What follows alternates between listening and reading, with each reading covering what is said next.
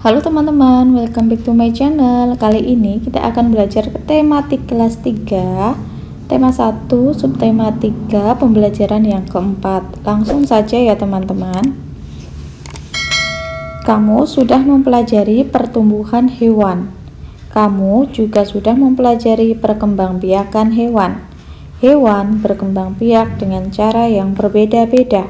Setiap tahapan perkembangbiakan hewan juga berbeda-beda.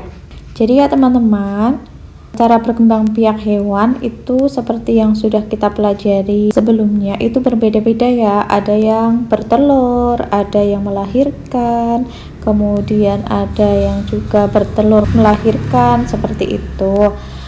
Kemudian di sini kita akan melanjutkan tahapan perkembangbiakan hewan yang juga berbeda-beda. Nah teman-teman, kita amati bersama gambar di bawah ini ya teman-teman. Di sini ada kupu-kupu ya teman-teman. Kemudian di sini ada tanaman perdu ya teman-teman yang tidak begitu besar. Terus di sini ini apa ya teman-teman? Ini adalah kepompong teman-teman. Kemudian di sini ini adalah rumah lebah ya biasanya ya. Kemudian ada pohon yang rindang dan di sini ada telur ya, ada telur, ada ayam dewasa dan juga ada ayam kecil atau anak ayam. Nah, teman-teman, kupu-kupu itu merupakan salah satu contoh dari hewan yang berkembang biak dengan bertelur ya. Kita amati dulu ya. Gambar di atas menunjukkan daur hidup kupu-kupu. Setelah beberapa hari, telur kupu-kupu menetas menjadi ulat. Ulat memakan daun-daunan sehingga tubuhnya menjadi besar. Jadi teman-teman, kupu-kupu dewasa ini berkembang biak dengan cara bertelur. Telurnya itu biasanya akan diletakkan di daun ya, daun yang ada pada sebuah pohon ya, ini telur.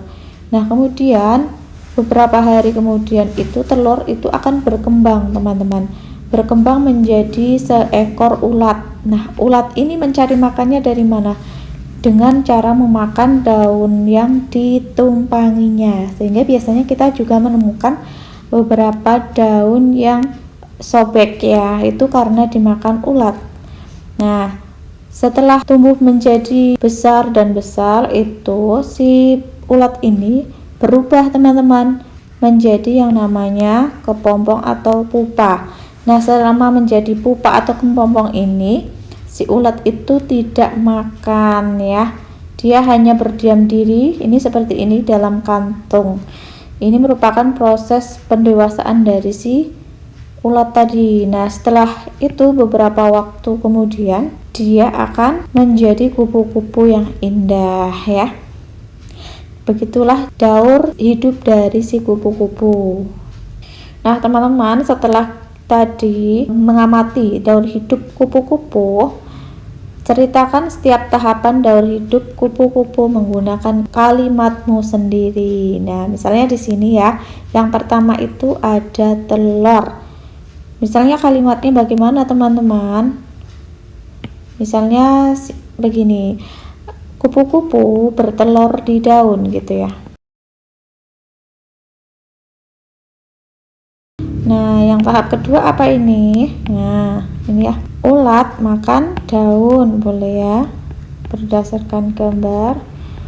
Jadi setelah menetas menjadi ulat, ulat itu makan daun yang ditumpanginya, yang menjadi tempatnya.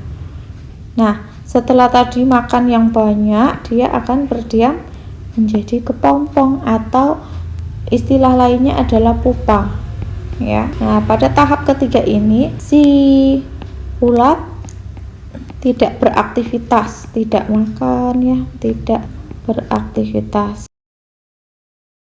kemudian tidak makan. Nah pada tahap yang terakhir itu adalah kupu-kupu dewasa yang sudah memiliki sayap. Tentunya kalau sudah memiliki sayap bisa terbang. Kupu-kupu indah bersayap seperti itu. Nah, itu hanya contoh ya teman-teman. Teman-teman semua bisa menceritakan kembali gambar ini sesuai dengan pemahaman teman-teman. Teman-teman, marilah kita mengamati kupu-kupu di bawah ini ya. Ini ada kupu-kupu yang berwarna ungu dan merah ya. Tuliskan 2 pertanyaan berdasarkan gambar kupu-kupu di samping. Nah, jadi di sini tugas teman-teman semuanya adalah membuat kalimat pertanyaan yang tentunya jawabannya ada pada kupu-kupu yang ada di samping ini ya teman-teman. Nah, untuk membuat kalimat pertanyaan, maka yang pertama kita harus mengingat bahwa ada banyak macam kata tanya ya. Apa saja ya? Kita ingat-ingat. Yang pertama, kata tanya. Itu ada di mana ya? Untuk menanyakan tempat, apa, menanyakan benda, siapa, menanyakan orang. Kemudian ada kapan, ada mengapa ya, dan ada bagaimana ya.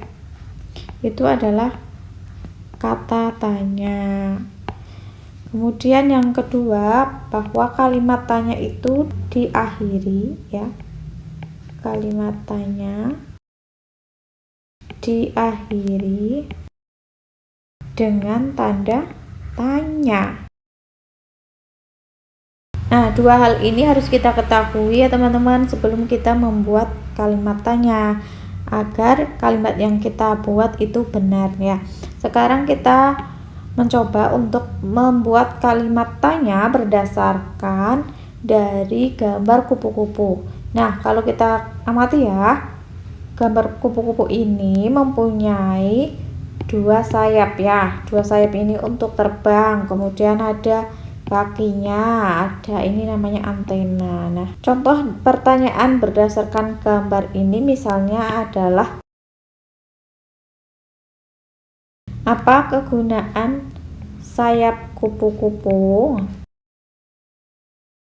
Diakhiri tanda tanya. Kemudian yang kedua, misalnya kita mengamati ini tentang antena, maka misalnya di mana letak antena kupu-kupu ya? Tentunya di atas kepala ya.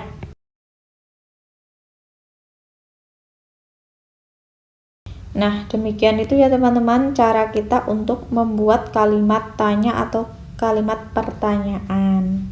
Ada banyak jenis kupu-kupu yang dapat kita temui di sekitar kita. Ukuran kupu-kupu ada yang besar dan ada yang kecil dengan bermacam-macam warna dan motif.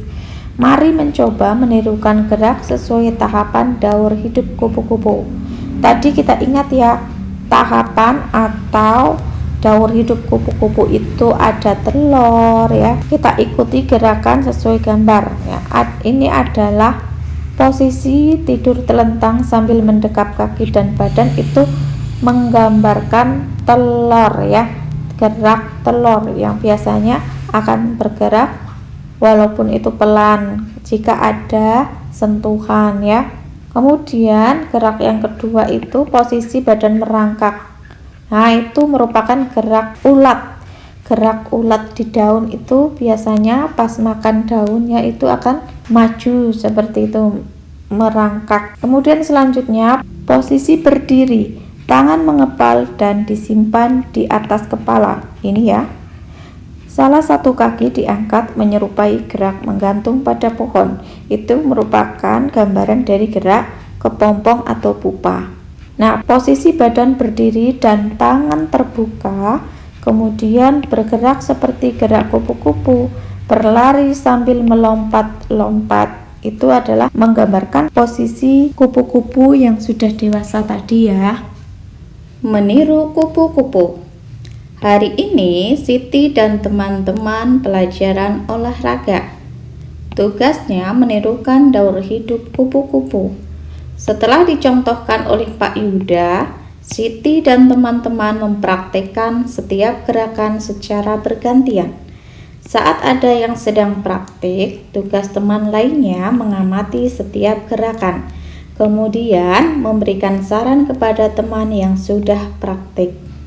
Nah, teman-teman, ketika nanti teman-teman kalian sedang praktik, maka kalian tugasnya adalah mengamati setiap gerakan yang dilakukan teman kalian, kemudian memberikan saran yang baik untuk perbaikan temanmu sebagai bentuk menghargai teman. Apa sih saran itu ya?